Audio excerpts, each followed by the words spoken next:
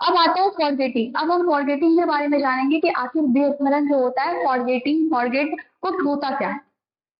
तो सबसे पहले फॉरगेटिंग इंट्रोडक्शन, हम फॉरगेटिंग का इंट्रोडक्शन के बारे में जानते हैं। देखिए, व्यक्ति जो होता है, चाहे कोई भी व्यक्ति हो, प्रत्येक व्यक्ति जो होता है वो अपने जीवन में कई अनुभवों से होकर गुजरता है, बहुत सारे एक्सपीरियंस से होकर गुजरता है। और इसमें होता क्या है, कुछ एक्सपीरियंस जो होता है व्यक्ति को परमानेंटली उसकी मेमोरी में स्टोर हो जाता है, कुछ होता है जो कम समय के लिए स्टोर होता है, और कुछ एक्सपीरियंस ऐसे भी होते हैं जो उसकी मेमोरी में से जो होते हैं वो क्या हो जाते हैं, गायब हो जाते हैं, वो स्टोर नहीं होते। कहने का मतलब ये है कि जब कोई एक्सपीरियंस हुआ तो वो एक्सपीरियंस हो सकता है या तो बहुत लंबे समय तक उस व्यक्ति की मेमोरी में स्टोर हो जाए, या तो जो है कम समय के लिए स्टोर हो, या तो फिर वो जो है बहुत जल्दी गायब हो जाए, ऐसा होता है। अब क्या होता है कि जब हम बात कर रहे हैं फॉरगेटिंग की, तो फॉरगेटिंग का मतलब यही होता है कि किसी भी अनुभव का, किसी भी एक्सपीरियंस का हमारे मेमोरी से क्या हो जाना, नष्ट हो जाने की जो प्रक्रिया है वो क्या कहलाती है, फॉरगेटिंग कहलाती है। कोई भी अनुभव है वो हमारे मेमोरी से क्या हो गया, गायब हो गया, वो डिस्ट्रॉय हो गया। तो किसी भी एक्सपीरियंस का हमारे मेमोरी से डिस्ट्रॉय हो जाने का जो प्रोसेस होता है, गायब हो जाने का जो प्रोसेस होता है, उसी को हम क्या कहते हैं, फॉरगेटिंग कहते हैं। गायब यहाँ पे ठीक वर्ड नहीं, हम डिस्ट्रॉय यूज कर सकते हैं कि किसी भी इंफॉर्मेशन का, किसी भी एक्सपीरियंस का हमारे मेमोरी से जो है डिस्ट्रॉय हो जाने का जो प्रोसेस होता है वो क्या कहलाता है, फॉरगेटिंग कहलाता है। फॉरगेटिंग को जो है ना निगेटिव तरीके से देखा जाता है। बोला गया है कि जो मेमोरी है उसका एक निगेटिव पहलू है क्या, फॉरगेटिंग मतलब भूलना। इसका हमारे मेमोरी के ऊपर क्या होता है, एक नकारात्मक प्रभाव पड़ता है, एक निगेटिव इम्पैक्ट पड़ता है। हमने किसी चीज को जो है मेमोरी के प्रोसेस में हमने क्या जाना, किसी चीज को हमने देखा, उसको हमारा माइंड क्या करता है, सबसे पहले उस फॉर्म में कन्वर्ट करता है जिससे वो इजिली उसको याद कर सके, उसके बाद उसको स्टोर करता है। तीसरा क्या होता है, रिकॉल करना होता है कि हमें उस चीज को जो है जरूरत पड़ती है तो हम उस चीज को क्या करते हैं, उस इंफॉर्मेशन को ढूंढते हैं, उसको हम क्या करते हैं, पुनः स्मरण करते हैं, उसको हम ढूंढते हैं उसको। तो यही होता है, जब व्यक्ति जिस इंफॉर्मेशन को स्टोर किया हुआ है उसको जब वो ढूंढता है, जब वो रिकॉल करता है, तो वहां उसे कुछ नहीं मिलता है। वहां जो भी मेमोरी, एक्सपीरियंस या लर्निंग जो उसने किया था, जो स्टोर था, वो क्या हो चुका है, वो डिस्ट्रॉय हो चुका है। तो जब व्यक्ति रिकॉल करता है तो उसे क्या होता है, वहां पे कुछ नहीं मिलता, ब्लर हो चुका होता है। अगर वहां वो देख रहा है तो उसको कुछ समझ ही नहीं आ रहा है, सारा कुछ ब्लर ब्लर है, धुंधला दिखाई दे रहा है, और वहां पे सारी चीजें क्या हो चुकी है, डिस्ट्रॉय हो चुकी है। इसी को हम क्या बोलते हैं, फॉरगेटिंग बोलते हैं। मन के अकॉर्डिंग जो है उन्होंने डेफिनेशन दिया है, forgetting is failing to retain, मतलब किसी भी चीज को बना के रखने में फेल हो जाना। हमने किसी एक्सपीरियंस को, ठीक है, अपने मेमोरी में स्टोर किया, लेकिन हम उसको स्टोर जो है, स्टोर रख पाने में हम क्या हो गए, फेल हो गए। वो जिसको हमने स्टोर किया वो क्या हो चुकी है, डिस्ट्रॉय हो चुकी है, वो वहां से क्या हो चुकी है, विलुप्त हो चुकी है।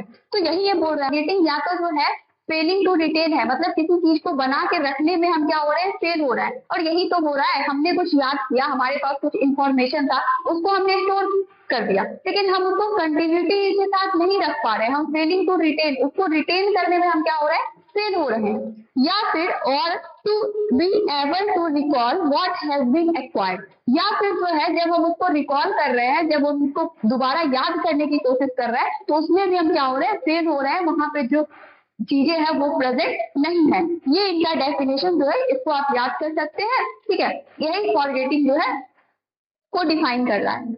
इसके बाद जो है हमारा नेक्स्ट पॉइंट है, वो है Ebbinghaus. Ebbinghaus experiment about forgetting. Ebbinghaus जो है वो मनोवैज्ञानिक है, उन्होंने क्या किया, उन्होंने फॉरगेटिंग से रिलेटेड, ठीक है, भूलने से रिलेटेड जो है उन्होंने क्या किया, एक एक्सपेरिमेंट, उस एक्सपेरिमेंट को जो है इस तरीके से उन्होंने क्या किया, चार्ट पे जो है रिप्रेजेंट किया, ठीक। जब उन्होंने एक्सपेरिमेंट किया तो किस बेसिस पर उन्होंने एक्सपेरिमेंट किया, पहले हम ये समझते हैं। उनका मानना ये था कि जिस चीज को भी हमने सीखा है, जो भी लर्निंग मटेरियल है, उससे जिस चीज को भी हमने सीखा है, चाहे कोई एक्सपीरियंस हो या इंफॉर्मेशन हो, उसके बाद क्या है कि हम उसको रिकॉल करेंगे। जब हमें जरूरत पड़ती है तो हम उसको क्या करते हैं, रिकॉल करते हैं, दोबारा याद करने की कोशिश करते हैं, ठीक। इसके बीच में गैप जितना ज्यादा रहेगा, जितना ज्यादा हम टाइम देंगे इन दोनों के बीच में, किसी भी चीज को हमने सीखा, उसे अपने मेमोरी में स्टोर कर लिया, और दूसरा ये जब हम उसको रिकॉल कर रहे हैं, इन दोनों के बीच में जितना ज्यादा टाइम गैप होगा ना, उतना ज्यादा चांस होगा कि हम सीखी हुई चीजों को क्या करें, भूल सकते हैं, हम सीखी हुई चीजों को जो है भूल जाएंगे। इन्होंने इस एक्सपेरिमेंट में इसी चीज को जो है उन्होंने बताया है। उन्होंने एक्सपेरिमेंट में, देखिए इसको हमने डायग्राम इस तरीके से बनाया गया है, ये क्या है, सीरियल नंबर है 1 2 3 4, उसके बाद है time gap between learning and recall, मतलब वो टाइम गैप बता रहे हैं कि आपने किसी चीज को सीखा, ठीक है, किसी भी चीज को आपने लर्न किया, उसके बाद रिकॉल करने का जो टाइम गैप होता है वो इसमें दिया गया है। उसके बाद हमारा नेक्स्ट क्या आता है, अमाउंट ऑफ फॉरगेटिंग, मतलब भूलने की मात्रा। उन्होंने यही एक्सपेरिमेंट किया कि जिस चीज को हमने सीखा है और उसी चीज को जब हम दोबारा रिकॉल कर रहे हैं, उसके बीच में जो टाइम गैप है ना वो कम से कम होना चाहिए, तभी जो है वो हमें लंबे समय तक याद रहेगा। लेकिन अगर उसका टाइम गैप जो है बढ़ा तो उससे क्या हो जाएंगे, उसके भूलने के चांसेस जो है वो ज्यादा हो जाएंगे। अब उन्होंने पहले बताया कि time gap between learning and recall 20 minute. हमने किसी भी चीज को सीखा, किसी भी चीज को लर्न किया और उसको रिकॉल करने के बीच में जो टाइम गैप है अगर वो 20 मिनट होता है तो अमाउंट ऑफ फॉरगेटिंग जो है वो 47% हो जाएगा। मान लीजिए हमने किसी चीज को याद किया और याद करने के बाद जब उसको रिकॉल नहीं किए, कब तक, 20 मिनट तक जो है उसको दोबारा नहीं रिविजन किए या दोबारा रिकॉल नहीं किए, तो हम उस सीखी हुई चीज का 47% पार्ट जो है वो भूल जाएंगे। इसमें उन्होंने इसी को बताया है। उसके बाद 60 मिनट है, अगर किसी भी चीज को हमने सीखा और 60 मिनट तक हमने उसको रिकॉल नहीं किया, दोबारा स्मरण नहीं किया, तो हम जो है उस सीखी हुई चीज का 53% पार्ट जो है वो भूल जाएंगे। लेकिन हाँ, अगर इसके अंदर जो है 20 मिनट के अंदर आपने रिकॉल कर लिया तो जो है उनके भूलने के चांसेस जो है वो बहुत कम हो जाएंगे और वो चीजें आपको लंबे समय तक याद रहेगा। फिर हमारा है 9 आवर, अगर 9 घंटे तक नहीं किया रिकॉल तो 56% भूल जाएंगे हम उसका। इसी तरीके से दिया गया है, अगर 7 डेज तक नहीं किया तो 75% भूल जाएंगे और 1 मंथ तक नहीं किया तो हम 79% पार्ट जो है उन सीखी हुई चीजों का जो है हम भूल जाएंगे। तो टोटल जो अभी हम लोगों ने इतना जाना है फॉरगेटिंग के बारे में, उससे अगर कंक्लूजन निकाला जाए तो यही निकलता है कंक्लूजन, जो फॉरगेटिंग है वो क्या है, किसी भी चीज को हम रिकॉल करना चाह रहे हैं, किसी भी चीज को जिसे हमने सीखा है उस चीज को वो हमारी मेमोरी में स्टोर है, लेकिन जब हम उसको रिकॉल करने की कोशिश कर रहे हैं, उसको हम रिकॉल करना चाह रहे हैं, दोबारा याद करना चाह रहे हैं, तो वो चीजें हमें याद नहीं आती है, हम उसको दोबारा रिकॉल नहीं कर पाते, हम उसको रिकॉल करने में असमर्थ होते, कैपेबल नहीं है। तो इसी चीज को क्या कहा गया है, फॉरगेटिंग कहा गया है, इसी चीज को जो है भूलना कहा गया है। तो ये इसका डेफिनेशन, इंट्रोडक्शन और इनका जो एक्सपेरिमेंट था वो समझ में आ गया। काउज ऑफ फॉरगेटिंग, मतलब भूलने के क्या क्या कारण हो सकते हैं, फॉरगेटिंग का क्या क्या कारण हो सकता है, ये इस तरीके से पॉइंट करके जो है दिया गया है। इस पॉइंट को हम एक एक करके समझते हैं। सबसे पहला काउज ऑफ फॉरगेटिंग जो बताया गया है वो है लर्निंग लेवल। इसमें ये कहा गया है किसी भी चीज को हमने सीखा उसको अगर हम दोहराए ही नहीं, उसका हम अभ्यास ही नहीं करें, उसको रिपीट ही नहीं करें, तो क्या होगा, उनके भूलने की जो है चांसेस जो होंगे वो बहुत ज्यादा होगी, उसको हम इजीली भूल सकते हैं। लेकिन अगर किसी चीज को हमने सीखा उसके बाद हम उसका बार बार अभ्यास करते हैं सीखी हुई चीजों का, तो क्या होता है, इससे भूलने का जो चांस है वो बहुत कम रहता है। फॉरगेटिंग का एक कारण है, ठीक है। इसमें देखिए समझाना यही चाह रहा है कि जो लर्निंग लेवल है, किसी भी चीज को हमने सीख लिया यहाँ तक तो ठीक है, लेकिन अगर हम उसको बार बार जो है, अगर हम उसको रिकॉल नहीं कर रहे हैं, हम उसको दोहरा नहीं रहे हैं, तो इससे क्या होगा, हम उस चीज को जल्दी भूल जाएंगे। तो सीखी हुई चीज को रिपीट ना करना भी एक कारण होता है किसका, फॉरगेटिंग का। दूसरा है हमारा मीनिंगफुलनेस ऑफ लर्निंग मटेरियल। जो भी हमारा लर्निंग मटेरियल है, जिस भी चीजों को हमने लर्न किया है, उससे सीखा है, अगर वो मीनिंगफुल नहीं है हमारे लिए, वो मीनिंगफुल नहीं है, वो बिल्कुल बकवास की चीज है, वो मीनिंगलेस है, तो इससे भी क्या होता है, हम उस चीज को जो है जल्दी भूल जाते हैं। जिस चीज को हम सीख रहे हैं, जिस चीज को हम लर्निंग कर रहे हैं, उसका मीनिंगफुल होना जरूरी है।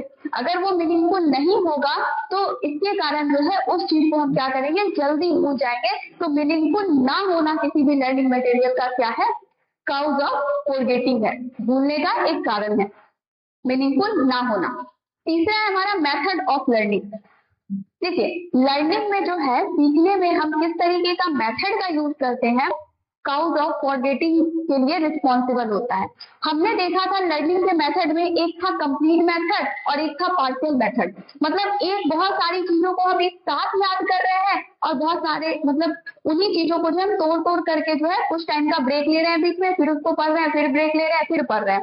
तो ये लर्निंग का दो तरीके का मेथड हो गया, एक कंप्लीट और दूसरा पार्शियल। तो इससे क्या होता है, देखिए जैसे मान लीजिए कभी एग्जाम, कोई बच्चा पूरे साल जो है पढ़ाई नहीं किया है, लेकिन एग्जाम के एक रात पहले वो क्या कर रहा है कि पूरा का पूरा सिलेबस जितना है उसको वो याद किए जा रहा है, उसको वो रटे जा रहा है। तो ये क्या हो गया, एक तरीके का कंप्लीट मेथड हो सकता है, क्योंकि वो क्या कर रहा है, पूरे सिलेबस को एक साथ याद करने की कोशिश कर रहा है। ठीक, तो इससे क्या होगा कि उसके भूलने के चांसेस बहुत ज्यादा होगी। अगर किसी बच्चे ने बहुत समझ कर छोटा छोटा पार्ट में डिवाइड करके उसको पढ़ा होगा, उसका वो रिविजन टाइम टू टाइम करता होगा, तो इससे उसके जो है भूलने का चांसेस क्या हो जाएगा, कम हो जाएगा। तो तीसरा हमारा यही कर रहा है मेथड ऑफ लर्निंग। आपने जो भी चीज सीखा है उसके लिए आपने किस मेथड का यूज किया है, क्या आपने कंप्लीट मेथड का यूज किया है या पार्शियल मेथड का, आपने चीजों को एक साथ याद किया है या उसको तोड़ तोड़ के याद किया है। अगर आपने जो है कंप्लीट मेथड का यूज किया है, सारी चीज को एक ही साथ आपने याद किया है, तो क्या होगा, उसके भूलने की जो चांस है वो ज्यादा है। उसके बाद है हमारा फोर्थ है similarity in step to be memorised. मतलब हमने जिस भी चीजों को याद किया है, अगर उन दो चीजों के बीच बहुत ज्यादा सिमिलैरिटी होगी तो उससे भी क्या होगा, भूलने का चांस बहुत ज्यादा रहता है, वो भी फॉरगेटिंग का एक कारण होता है। मान लीजिए हम कोई कविता याद करते हैं या कोई पंक्ति जैसे कि कुछ दोहा वगैरह होता है, तो उसके लाइन में थोड़ी सिमिलैरिटी होती है। तो जब हम इस तरीके की चीजों को याद करते हैं जिनके लाइन में, जिनके पंक्ति में जो है सिमिलैरिटी हो, समानता प्रेजेंट हो, तो उससे भी क्या होता है, उस चीज का जो है जल्दी भूलने का चांस होता है। अब है पांचवा, इफेक्ट ऑफ इंटरफेरेंस। इंटरफेरेंस को जो है हमने मेमोरी में जो है उसको एग्जांपल से समझने की कोशिश की, उसका डेफिनेशन को जाना है। इंटरफेरेंस होता क्या है, इंटरफेरेंस का मतलब ये हुआ जब हमारे सामने कोई दो लर्निंग मटेरियल प्रेजेंट हो और क्या कर रहे हैं, हम उनको एक के बाद दूसरे लर्निंग मटेरियल को हम याद करने की कोशिश कर रहे हैं, जानने की कोशिश कर रहे हैं, तो उसका क्या होता है, एक लर्निंग मटेरियल जो है दूसरे के ऊपर जो है अपोजिट प्रभाव देखने को मिलता है। इसी को हम क्या बोलते हैं, इंटरफेरेंस कहते हैं। जैसे कि एग्जाम्पल भी दिया था हम लोगों ने कि एक क्वेश्चन ए है, एक क्वेश्चन बी है, अब इन दोनों को हमको याद करना है। अब हम क्या किए, ए को याद कर लिए, ठीक है। जब बी की बारी आई, जब हम बी को याद करने जा रहे हैं, तो ए का जो क्वेश्चन आंसर था, मतलब जो आंसर था, वो बार बार बी में हम बोल रहे हैं, बार बार बी को याद करने में वो क्या कर रहा है, डिस्टर्ब कर रहा है। इसी को क्या कह रहे थे, इंटरफेरेंस कह रहे थे। दो तरीके का था, एक प्रोएक्टिव और दूसरा क्या था, रिट्रोएक्टिव। और दूसरा ये हो सकता है कि हमने ए और बी दोनों का याद कर लिया, लेकिन जब हम ए को रिवाइज करने जा रहे हैं, दोबारा से रिकॉल कर रहे हैं, तो बी वाली सारी चीजें हमें याद आ रही है। मतलब बी क्या कर रहा है, इसके ऊपर अपना अपोजिट प्रभाव दिखा रहा है, ठीक है, अपोजिट इफेक्ट शो कर रहा है। तो जो हमारा इफेक्ट ऑफ इंटरफेरेंस होता है, वो भी क्या करता है, भूलने में का एक कारण होता है। इंटरफेरेंस प्रेजेंट होगा तो हो सकता है उन चीजों को, जो भी लर्निंग मटेरियल हमने सीखा है, वो चीज को हम भूल जाए। उसके बाद आता है हमारा लैक ऑफ मोटिवेशन। मोटिवेशन की अगर कमी है किसी भी चीज को सीखने के लिए, तो उससे भी क्या होगा, उसके भूलने की चांसेस बहुत ज्यादा होगी। लेकिन अगर हम मोटिवेटेड होकर कोई भी चीज सीख रहे हैं, उसे अपने मेमोरी में स्टोर कर रहे हैं कि नहीं, हम इस चीज को करने के लिए, इस चीज को सीखने के लिए बहुत ज्यादा मोटिवेटेड है, तो उससे क्या होगा, उनके भूलने का चांसेस जो होगा वो बहुत कम होगा। तो लैक ऑफ मोटिवेशन, मोटिवेशन की कमी जो है वो भी क्या है, फॉरगेटिंग का जो है एक काउज है। फिर हमारा सेवंथ है लैक ऑफ अटेंशन, ध्यान की कमी। अगर किसी भी चीज पे हम ध्यान ही नहीं दे, तो उससे क्या होगा, हो सकता है वो थोड़े समय के लिए, कम ध्यान से भी थोड़े समय के लिए हमको याद रह जाए, लेकिन लंबे टाइम पे क्या होगा, उसको हम जो है जल्द से जल्द ही भूल जाएंगे। थोड़े समय के लिए याद रहा तो रहा, नहीं तो उतना भी याद नहीं रहेगा, हम जल्द से जल्द क्या होगा, उस चीज को हम भूल जाएंगे। तो जो हमारे ध्यान की कमी है, लैक ऑफ अटेंशन है, वो भी भूलने का क्या है, एक कारण है। फिर हमारे नेक्स्ट आता है लैक ऑफ इंटरेस्ट। हमारा नेक्स्ट है लैक ऑफ इंटरेस्ट। जिस चीज में हमारा इंटरेस्ट नहीं होता है, उस चीज को जो है उसका भी भूलने का चांस जो होता है वो ज्यादा होता है। और जिस चीज में हमारा इंटरेस्ट होगा उसको हम लंबे टाइम तक क्या करते हैं, याद रख पाते हैं। तो इंटरेस्ट की कमी, रुचि की जो कमी है, वो भी क्या है, फॉरगेटिंग का एक काउज है। उसके बाद है इमोशनल कंडीशन, ठीक है। किसी चीज से इमोशन जब कनेक्ट हो जाता है ना, हो सकता है वो चीजें हमें बहुत लंबे समय तक याद रह जाती है, जैसे कि एंगर, फियर, सैडनेस, हैप्पीनेस, ये सब इमोशन है। अगर किसी भी इवेंट के साथ या जो भी चीज हमने सीखा उसके साथ ये ऐड हो जाए, किसी भी लर्निंग मटेरियल के साथ फियर ऐड हो गया, तो हो सकता है वो लर्निंग मटेरियल हमें बहुत लंबे समय तक याद रहे। तो इमोशन क्या करता है कि क्या है, काउज ऑफ फॉरगेटिंग होता है। अब मान लीजिए व्यक्ति का जो हमारा नेचर है वो किस तरीके से होता है, वो ऐसा होता है कि वो जो उसके लाइफ में कुछ बुरा हो रहा है उसको वो क्या करना चाहता है, याद नहीं रखना चाहता, उसको वो भूल जाना चाहता है। तो जिस चीज को हमने सीखा है, जो हमारा लर्निंग मटेरियल है, जो इन्फॉर्मेशन है, उसमें अगर इमोशन ऐड कर दे, तो उस अलग अलग इमोशन का जो है हमारे मेमोरी और फॉरगेटिंग पे भी इफेक्ट देखने को मिलेगा। कुछ इमोशन ऐड होके उसको जो है मतलब लंबे समय तक हमें याद रखने में मदद कर सकते हैं, या फिर कुछ इमोशन जो है उस इंफॉर्मेशन के साथ ऐड हो जाएंगे जिसकी वजह से क्या है हम उस चीज को जल्द से जल्द भूलना चाहेंगे और हम उसको क्या करेंगे जल्दी भूल जाएंगे। उसके बाद आता है हमारा नेक्स्ट 10 है ब्रेन इंजुरी। कभी कभी होता है ना किसी व्यक्ति का एक्सीडेंट हो गया, ब्रेन डैमेज हो गया, चोट लगा और कुछ डैमेज हो गया, ब्रेन का कोई सेल टिश्यू डैमेज हो गया, कोई स्ट्रक्चर में एबनॉर्मेलिटी आ गई, तो इसकी वजह से क्या होता है कि ये भी हमारे मेमोरी पे क्या करता है इफेक्ट डालता है। जैसे बोलते हैं ना सर में चोट लगने के कारण किसी व्यक्ति की याददाश्त चली गई, तो ये क्या है जो ब्रेन इंजुरी जो होता है वो भी क्या करता है फॉरगेटिंग का एक कारण है, भूलने का एक कारण है। नेक्स्ट 11 है हमारा consumption of drug and substance. जैसे देखिए किसी तरीके का कोई व्यक्ति है वो ड्रग ले रहा है, अल्कोहल है या फिर अदर तरीके का जो भी ड्रग के अंदर आता है उस तरीके की चीज को वो कंजप्शन कर रहा है, उसका वो सेवन कर रहा है, तो उसका भी जो है मेमोरी क्या होने लगता है धीरे धीरे वीक होने लगता है और फॉरगेटिंग जो होता है उसमें ज्यादा देखने को मिलता है, वो किसी भी चीज को जो है जल्दी भूल जाता है। तो ये सारा क्या था काउज ऑफ फॉरगेटिंग था, ठीक है, ये सब क्या था हम भूलने का कारण था। इस कारण से जो है हमारे अंदर फॉरगेटिंग थोड़ा ज्यादा देखने को मिल सकता है। ये समझ में आ गया? हम लोगों ने जो है काउज ऑफ फॉरगेटिंग को जाना, ठीक है। अब इसके आगे एक और पॉइंट है फैक्टर अफेक्टिंग फॉरगेटिंग, मतलब कौन कौन सी ऐसी चीजें हैं जो भूलने के ऊपर अपना प्रभाव डालती है, भूलने को क्या करती है प्रभावित करती है। इसको हमने यहाँ लिखा नहीं है, इसको हम बोल देते हैं। जो चीजें काउज में थी ना उससे थोड़ी बहुत चीजें जो है मतलब उन सारी चीजों से जो है मिलती जुलती चीज जो है वो फैक्टर अफेक्टिंग फॉरगेटिंग में भी हम उस चीज को डाल सकते हैं। अब हम जब टॉपिक ले रहे हैं कि फैक्टर अफेक्टिंग फॉरगेटिंग, मतलब हमें ऐसा पूछा जा रहा है क्वेश्चन में कि कौन कौन सी ऐसी चीजें हैं जो फॉरगेटिंग के ऊपर क्या करती है अपना प्रभाव डालती है, तो हम क्या लिख सकते हैं? हम लोग अटेंशन लिख सकते हैं। अटेंशन जो है वो भी अपना फॉरगेटिंग के ऊपर अपना इफेक्ट डालती है। अटेंशन का मतलब ध्यान, किसी चीज पे हम ध्यान देंगे तो वो चीज हमें लंबे समय तक याद रहेगी, ध्यान नहीं देंगे तो हम उसको जल्दी भूल जाएंगे। तो फॉरगेटिंग के ऊपर अपना इफेक्ट डाला ना किसने? अटेंशन ने।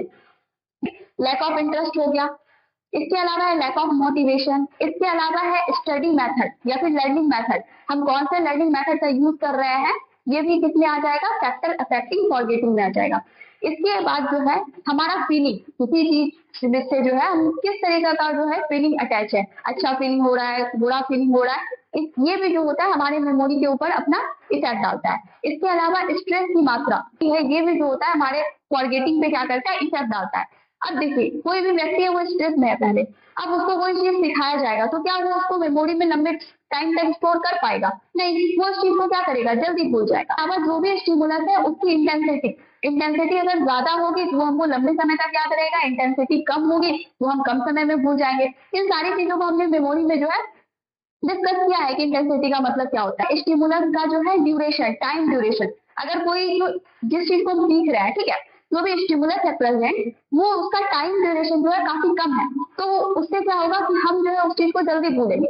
लेकिन अगर उसका टाइम ड्यूरेशन ज्यादा होगा, अच्छे से हम लंबे टाइम देके उसको अच्छे से सीखेंगे तो इससे क्या होगा हम उसको जो है लंबे टाइम तक अपनी मेमोरी में स्टोर कर सकते हैं। इसके अलावा स्टिमुलस का मीनिंगफुलनेस, मतलब जो स्टिमुलस जो है वो कितना ज्यादा मीनिंगफुल है।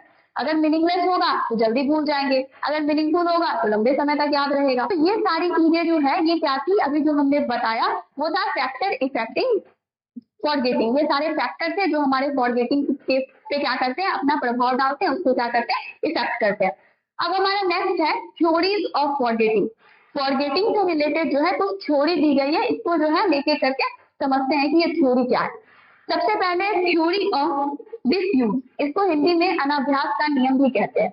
ये नियम ये कहता है, ये थ्योरी ये कहती है कि जिस भी चीज को हमने सीखा है, जिस भी चीज को हमने लर्न किया है, जिस भी चीज को हमने सीखा है, अगर हम उसको एक टाइम के बाद जो है या फिर उस चीज को जो है अगर हम उसका अभ्यास नहीं करें, उसको हम रिकॉल नहीं करें तो इसके कारण क्या होगा हम उस चीज को जो है जल्दी भूल जाएंगे। अगर हम उसको रिकॉल करेंगे बार बार तो उससे क्या होगा वो हमारे मेमोरी में लंबे समय तक स्टोर रहेगी। जैसा कि अभी एबिंगहॉस का जो एक्सपेरिमेंट था उसमें क्या दिखाया गया कि अगर 20 मिनट तक जो है किसी चीज को हम रिकॉल नहीं किए, जिस चीज को हमने सीखा है उसे, तो हम उसका 47% जो पार्ट है वो हम क्या करेंगे भूल जाएंगे। तो थ्योरी ऑफ डिसयूज भी यही कह रहा है कि जिस चीज को हमने सीखा है उसको बार बार अभ्यास कीजिए, उसको रिकॉल कीजिए, तभी वो क्या होगा लंबे समय तक आपके मेमोरी में रहेगा। लेकिन अगर आप उसे छोड़ देंगे, उसे आप जो है दोहराएंगे नहीं, तो वो क्या होगा, बहुत जल्दी क्या हो जाएगा, आप उसे भूल जाएंगे। ये कहता है थ्योरी ऑफ डिसयूज, जो फॉरगेटिंग से रिलेटेड था ना। इसमें याद करने के बारे में बोला गया और फॉरगेटिंग के बारे में बोला गया कि फॉरगेटिंग का एक ये तरीका हो गया कि किसी चीज को आप रिवीजन ही ना करो, किसी चीज को आप रिकॉल ही ना करो। दूसरा है हमारा रिप्रेशन थ्योरी। रिप्रेशन थ्योरी ये बोलता है कि जो व्यक्ति जो है किसी भी चीज को याद नहीं करना चाहता है, कोई भी बुरा इवेंट हो गया या कुछ घटना हो गई, उसे वो याद नहीं करना चाहता है, उसे व्यक्ति क्या करता है, उसे वो क्या करता है, अनकॉन्शियस माइंड में जो है वो डाल देता है। उसके बाद उस चीज को वो क्या होता है, भूल जाता है। तो दूसरा जो हमारा डिप्रेशन थ्योरी है, वो हमारे किसी भी चीज को जिसे हमने सीखा है या जो हमारा एक्सपीरियंस है, उसको अनकॉन्शियस माइंड में डालकर भूलने के बारे में बताया जा रहा है डिप्रेशन थ्योरी में। तीसरा है इंटरफेरेंस थ्योरी। इंटरफेरेंस थ्योरी भी यही कह रही है कि जब इंटरफेरेंस के कारण भी जो होता है ना, फॉरगेटिंग का चांस जो है वो बढ़ जाता है। जब दो चीज को हम याद कर रहे हैं और पहला वाला जब हमने याद किया, वो दूसरे वाले को याद करने में डिस्टर्ब कर रहा है, उसके ऊपर अपना प्रभाव दे रहा है, और जब दूसरा वाला याद कर रहे हैं तो वो पहले वाले के ऊपर जो है अपना इफेक्ट दे रहा है। तो ये जो इंटरफेरेंस होता है वो भी क्या करता है, फॉरगेटिंग का एक कारण होता है। ये थ्योरी ऑफ फॉरगेटिंग में इन सारी चीजों को बताया गया। ये थ्योरी ये कहती है, पहले हम इसको समझते हैं। ये क्या होता है कि इसमें मान लेते हैं कि हमने किसी चीज को सीखा। थ्योरी ऑफ फॉरगेटिंग का परसेवरेशन एंड कंसोलिडेशन थ्योरी, इसमें हम पहले जानते हैं परसेवरेशन का मतलब क्या होता है। देखिए, कोई भी चीज जब हम सीखते हैं ना, जब किसी भी चीज को हम नया नया सीखते हैं तो एक प्रेजाइल न्यूरोनल सर्किट बनता है हमारे ब्रेन। उसको जो है मैच्योर होने के लिए, उसे स्टेबल होने के लिए जो होता है कुछ समय की जरूरत होती है, उसी को हम क्या बोलते हैं, परसेवरेशन बोलते हैं। मतलब किसी भी चीज को हमने अभी अभी सीखा है, पहली बार सीखा है, बहुत नई चीज है, तो हमारे वो एक ही बार में सीखने से वो बहुत स्टेबल नहीं हो जाती है, बहुत ही स्टेबल तरीके से हमारे मेमोरी में जाके स्टोर नहीं हो जाएगी। बल्कि ऐसा प्रोसेस चलता है हमारे ब्रेन के अंदर कि जब हम किसी चीज को पहली बार सीखते हैं, कुछ नया हमने सीखा, तो क्या होता है, एक प्रेजाइल न्यूरोनल सर्किट बनता है हमारे ब्रेन में। प्रेजाइल कहने का मतलब बहुत जल्दी टूट जाने वाला एक न्यूरोन का जो है सर्किट बनता है, ठीक है। और उसको मैच्योर होने में जो है उसको कुछ समय की जरूरत होती है, उसे ही हम क्या कहते हैं, परसेवरेशन कहते हैं। और ये समय जो है कुछ मिनट से लेके कुछ घंटे तक का ये टाइम पीरियड हो सकता है, जिस टाइम पीरियड में वो जो नई सीखी हुई चीज है जो कि प्रेजाइल न्यूरोनल सर्किट बना है वो क्या हो जाए, वो मतलब ठोस हो जाए, पक्का हो जाए, वो स्टेबल हो जाए। अब दूसरा है हमारा कंसोलिडेशन। वो जो प्रेजाइल आपका न्यूरोनल सर्किट था, मतलब अभी जो नई नई मेमोरी बनी है, वो अभी क्या है, अनस्टेबल है, ठीक है, उसमें स्टेबिलिटी नहीं आई है। उसी का स्टेबल मेमोरी में कन्वर्ट होने का जो प्रक्रिया होता है, उसी को हम क्या कहते हैं, कंसोलिडेशन कहना। मतलब अभी वो चीज बहुत ज्यादा, देखिए यहाँ समझने के लिए हम ऐसे कह सकते हैं, यहाँ क्या है, कंसोलिडेशन, सॉलिड जैसा कुछ फीलिंग आ रहा है, मतलब ठोस हो जाना। तो अभी बच्चे ने कुछ चीज सीखा, अभी वो कच्चा है, ऐसे हम कहते हैं ना नॉर्मली, कच्चा है, क्या वो स्ट्रॉन्ग इतना नहीं है कि वो मेमोरी में डाल दे और मेमोरी में जो है उसका बना ही रहे। वो कैसा है, अभी क्या है, कच्चा, वो उतना ज्यादा स्टेबल नहीं है, अनस्टेबल है। लेकिन उसी को जो है स्टेबल फॉर्म में कन्वर्ट करने की जो प्रोसेस होती है, उसी को क्या कहते हैं, कंसोलिडेशन कहते हैं। मतलब उसको पक्का बना दिया। वो जो प्रेजाइल न्यूरोनल सर्किट था उसे उसने क्या कर दिया, जो उसको स्टेबल बनाने का जो प्रोसेस होता है उसी को क्या कहते हैं, कंसोलिडेशन। किसी चीज को सॉलिड बनाया जा रहा है, पक्का बनाया जा रहा है, जो पहले क्या था, पक्का नहीं थी, कीवर्ड में ऐसे हम समझ सकते हैं। ये थ्योरी, ठीक है, अब यहाँ समझ गए। अब इसमें यही कह रहा है थ्योरी में कि जब हम कोई नई चीज सीखते हैं तो होता क्या है कि एक प्रेजाइल न्यूरोनल सर्किट बनता है जिसको मैच्योर होने में कुछ टाइम चाहिए। अगर आप उसको वो टाइम नहीं दे और उसमें जो है आप कोई दूसरा नया चीज आप करने लग जाए, या नया नहीं कोई भी दूसरा काम आप करने लग जाए, तो होगा क्या, उस चीज जिससे आपने पहले सीखी थी उसे आप याद नहीं रख पाएंगे, उससे क्या हो जाएगा, वो आप बहुत जल्दी ही उस चीज को भूल जाएंगे। जैसे मान लीजिए एक कोई व्यक्ति, वो सॉलिड में कन्वर्ट हुआ ही नहीं, क्योंकि सॉलिड में कन्वर्ट होने के लिए उसको क्या चाहिए, कुछ टाइम चाहिए। और आपने किसी नए चीज को सीखा और जस्ट आप दूसरे काम में लग गए, मतलब उस नए चीज को जो है स्टेबल होने के लिए जो है आपने टाइम लिया ही नहीं, तो क्या होगा कि उस चीज को जो है आप बहुत जल्दी भूल जाएंगे।